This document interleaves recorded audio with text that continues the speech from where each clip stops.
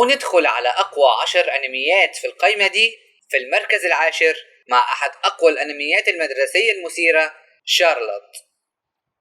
أنمي مدرسي بيعتمد على قوة خارقة، بحيث إن الأبطال طلاب مدارس عندهم قوة خارقة بسبب المذنب شارلوت اللي بيعدي كل 75 سنة على الأرض.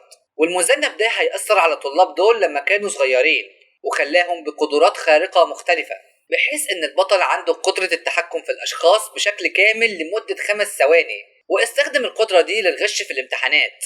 بس في مرة كده هيتقفش من طالبة عندها قدرة خارقة زيه، بس هي بتقدر تختفي، وده اللي خلاها تصوره وتبتزه علشان ينتقل غصب عنه هو وأخته للمدرسة بتاعتها، مدرسة كل طلابها عندهم قدرات خارقة. وهو هينضم للمجموعة اللي بتقفش الطلاب اللي بيستخدموا قدراتهم الخارقة في حاجات غلط زيه كده.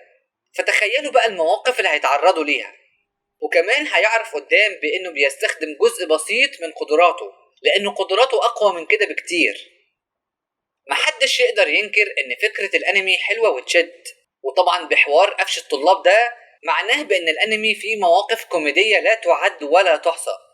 والانمي عرض في 2015 على 13 حلقة بس، ده غير الحلقات الاضافية تزامنا مع نزول المانجا بتاعته.